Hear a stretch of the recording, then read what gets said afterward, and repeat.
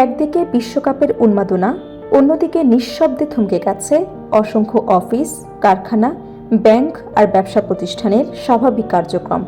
কোটি কোটি মানুষ যখন প্রিয় দলের জয় পরাজয়ের উত্তেজনায় টেলিভিশন, মোবাইল কিংবা স্টেডিয়ামের গ্যালারিতে চোখ আটকে রেখেছেন, তখন বিশ্বের নানা প্রান্তে নীরবে কমছে কর্মঘণ্টা, বেড়েছে অনুপস্থিতি, পিছিয়েছে গুরুত্বপূর্ণ বৈঠক, এমনকি ধীর হয়ে গেছে ব্যবসায়িক কার্যক্রম। ফুটবল যে শুধু আবেগ, উৎসব আর বিনোদনের নাম নয়, বরং বৈশ্বিক অর্থনীতিতেও বড় ধরনের প্রভাব ফেলতে পারে 2026 ফিফা বিশ্বকাপ যেন আবারও তার প্রমাণ দিল। টুর্নামেন্ট শেষ হতেই প্রকাশিত এক প্রতিবেদনে উঠে এসেছে চমকে দেওয়ার মতো তথ্য।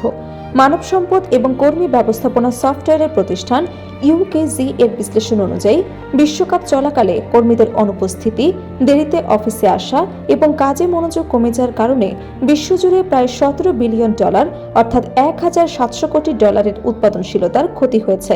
এর মধ্যে সবচেয়ে বড় ধাক্কা লেগেছে টুর্নামেন্টের অন্যতম আয়োজক দেশ যুক্তরাষ্ট্রে, যেখানে ক্ষতির পরিমাণ দাঁড়িয়েছে $11.7 বিলিয়ন বা প্রায় $1,170 কোটি।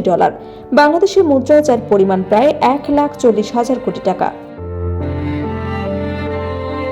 প্রতিবেদনে বলা হয়েছে 2026 বিশ্বকাপে Lionel Messi, Kylian Mbappe, Lamine Yamal, নেইমারের মতো বিশ্ব তারকাদের ম্যাচ দেখতে কোটি কোটি মানুষ কর্মঘণ্টার মধ্যে টেলিভিশন, মোবাইল বা স্ট্রিমিং প্ল্যাটফর্মে চোখ রেখেছেন।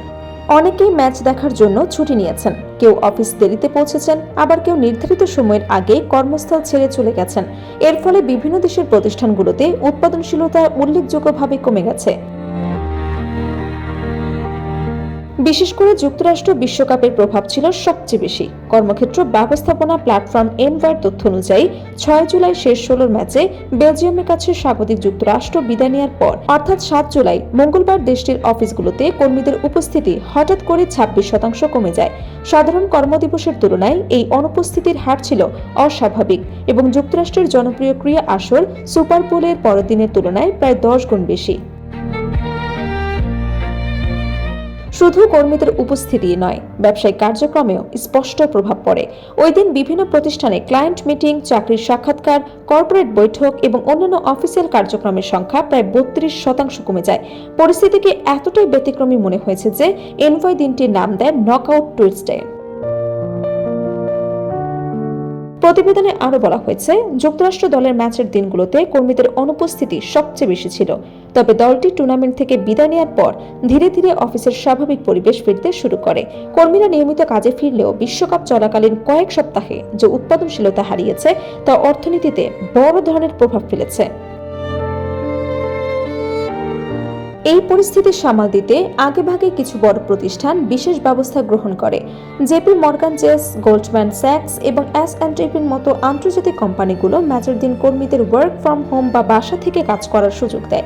এর উদ্দেশ্য ছিল একদিকে কর্মীদের ফুটবল দেখার আগ্রহকে সম্মান জানানো, অন্যদিকে যানজট এবং অফিসে উপস্থিতি সংক্রান্ত সমস্যাও কমিয়ে আনা। এদিকে বিশ্বকাপ ফাইনালের পরের দিন অফিসে উপস্থিতি নিয়ে আগাম পূর্বাভাসও দিয়েছিলেন এনভয়। যেহেতু ফাইনালে স্বাগতিক যুক্তরাষ্ট্র খেলেনি, তাই সোমবার কর্মীদের অনুপস্থিতি খুব বেশি বাড়বে না বলে ধারণা করা হয়।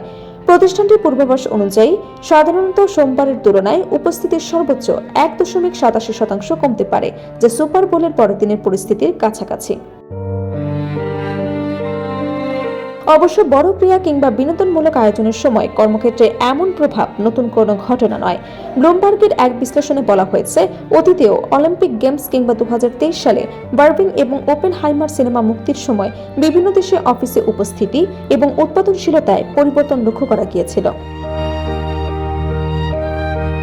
তবে বিশ্লেষকদের মতে 2026 ফিফা বিশ্বকাপের সময় বিশ্বব্যাপী এবং বিশেষ করে যুক্তরাষ্ট্রে যে পরিমাণ উৎপাদনশীলতা কমেছে তা হচ্ছে সাম্প্রতিক সময়ের অন্যতম বড় অর্থনৈতিক প্রভাব হিসেবে বিবেচিত হচ্ছে।